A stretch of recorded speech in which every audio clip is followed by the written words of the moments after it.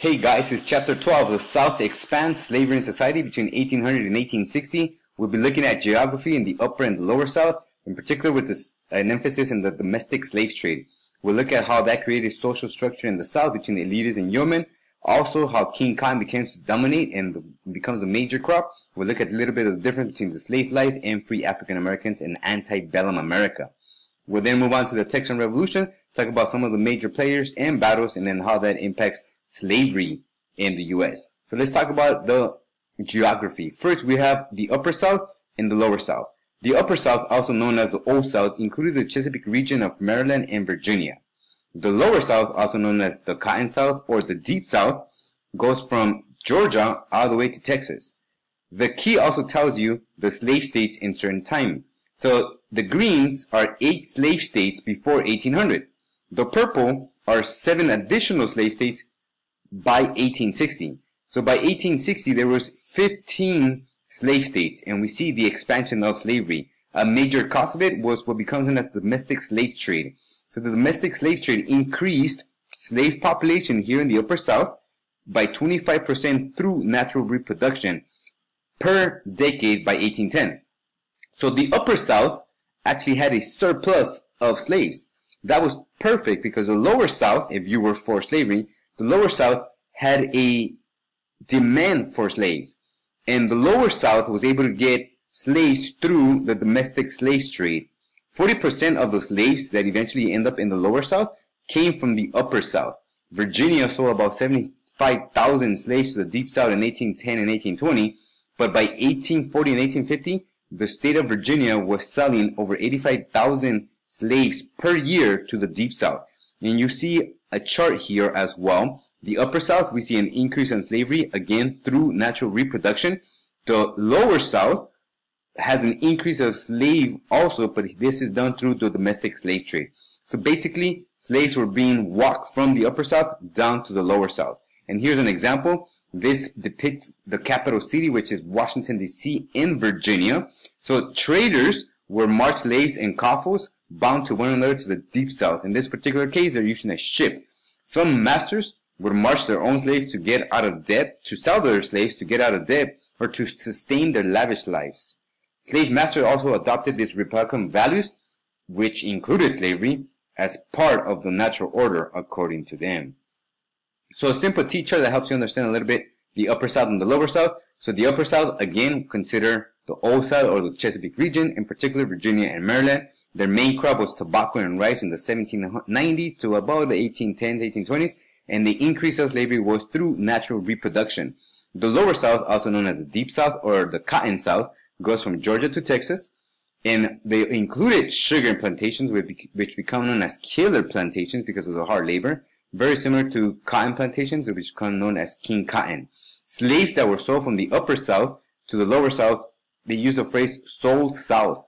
So these were slaves that the Lower South bought from the Old South.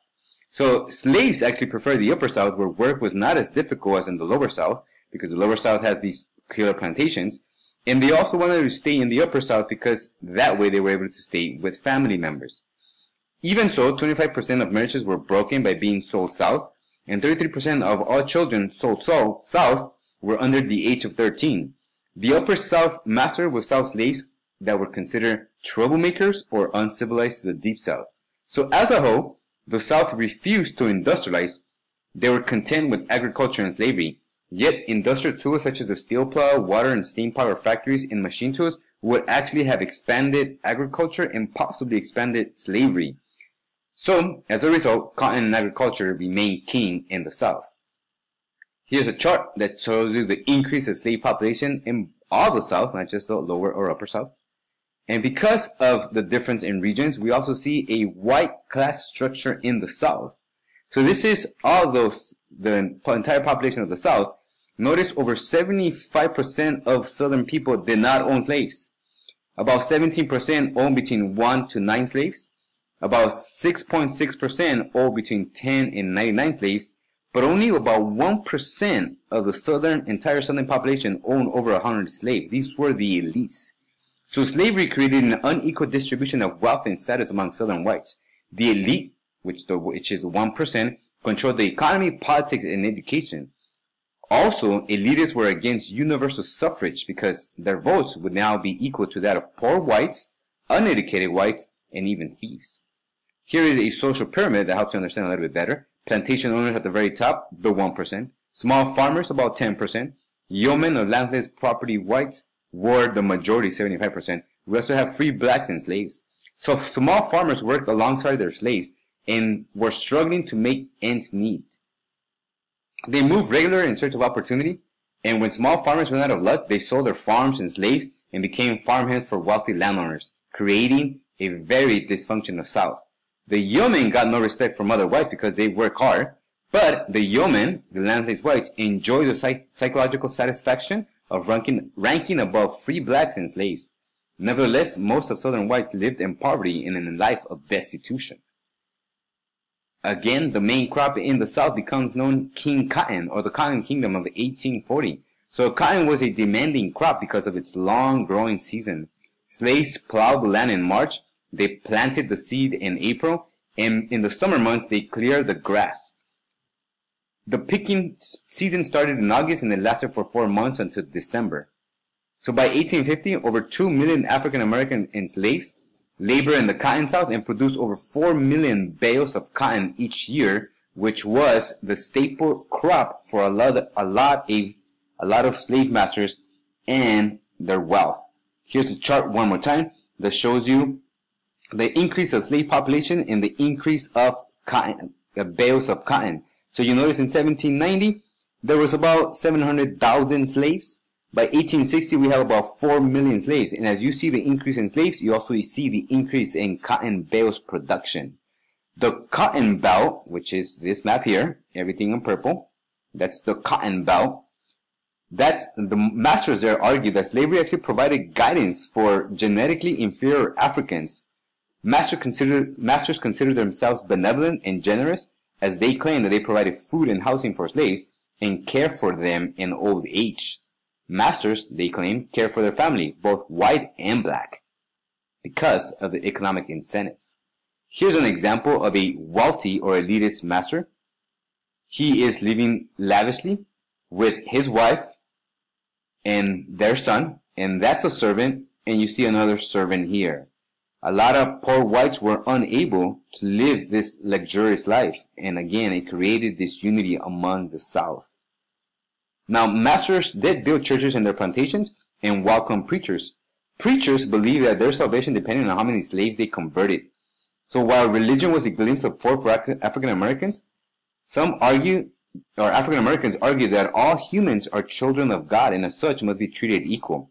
However, some masters manipulated religion to provide a response to abolitionists, and arguing that they were providing not only an education but a spiritual one for African Americans. White masters also argued that Jesus never condemned slavery. So religion was both a tool to control African Americans, but also a beacon of hope for African Americans. In the Southern society, men dominated society. Wives had a limited voice. Wives were attracted to the equality sermons preached in Baptist and Methodist church, but in practice, they were told to be obedient wives of their husbands. So we see here an example of a wealthy elitist plantation owner and slave master. And then we have a huge difference with yeomen. Yeomen, again, were poor whites who sometimes didn't have enough to be able to provide for their family. So as a result, some yeomen from the South moved north or west where hard work was respected and where their families might get a brighter future. You see, elitist Southerners who were slave masters refused to pay taxes for public education. They did not want their rich children to be in the same classroom as the Porch family of yeomen. So the one thing the Porch did not worry about, though, poor whites did not worry about, was slave insurrections. Here we see a yeoman family moving for a better future for his children. You see that they were looking for a better life. Slave insurrections were something that slave masters constantly worried. Angry at being, quote, sold south, unquote, slaves sometimes became mean or stubborn. They faked illnesses, worked slow, or broke equipment, or simply refused to work. Masters feared that slave revolts could kill their entire family, as depicted in this political cartoon. African Americans killing the wife, the masters, some whites retaliating. Masters feared that the slaves would burn their homes or crops, or that slave cooks could poison their food. So, in their benevolence, masters started using positive incentives such as food and special privilege to keep slaves from rebelling. They figured that it was better to offer reward than punishments to keep slaves happy or at home. However, masters continued to sexually abuse their female slaves. Though slaves' revolts were few, many slaves realized that whites were well armed and determined to maintain their racial superiority, and as such were willing to fight to keep that status. Also, slaves' revolts usually meant being away from your family or actually losing your life, so slaves' revolts were not very common, but it was a constant threat or fear by white slave masters. Now, there were some African Americans who did attack their masters, and masters did have the legal rights to punish slaves as much as possible, and the whip was a constant threat. Here, Gordon, a free slave from Baton Rouge, Louisiana, showed his scarred whip back on April 2nd, 1863. He then went on to become a colonel in the Union Army. The masters, who considered themselves moral and benevolent, didn't have a response to images like these. So much for benevolence. Wealthy slave owners also bid up the price of slaves, keeping them out of the reach of poor whites. You see here a slave auction where families are being broken apart. Children as young as 2 months were separated from their families. The caption on the bottom reads, "Husbands, wives, and families sold indiscriminately to different purchasers are violently separated, probably never to meet again." So breaking families was yet another effect of the horrors of slavery. However, while slave auctions did break family apart, African Americans held on to their family values. Families was the best hope for slaves. Though slaves' marriages were not legal because according to Southern law, slaves were not capable of entering any contract, slaves did marry, and family bonds strengthened the African Americans. Most plantations were actually formed of slaves from different families. So in the absence of their biological families, slaves made fictitious families, choosing their aunties and uncles. Slaves also named their babies in honor of family members who had died, who were away, or those who had stayed in the upper south, if they were so down south. So in this photo, you see a family picking cotton, and that at least they were at least together, knowing that they could strengthen each other. So again, the family bond strengthened African Americans, and it gave them a glimpse of hope. So here we see a family. They might not all be related by blood, but the idea that they were all fighting for the same cause strengthened their unity.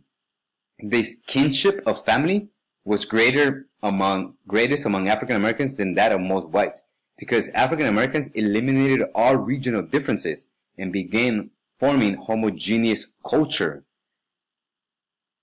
A leading factor in promoting a homogeneous culture was black Protestantism, religion, particularly in the Deep South. Slaves adopted Protestant doctrines to their needs.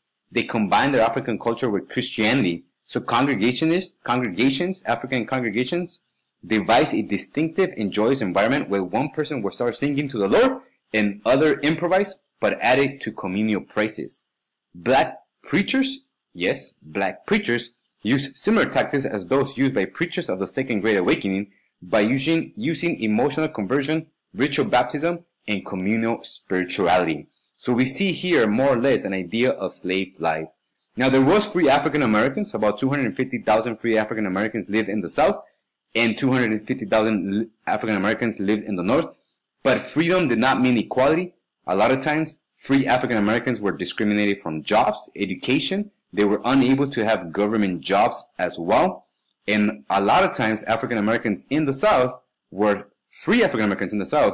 threatened to be sold back to slavery. So while they were free, they were not necessarily equal.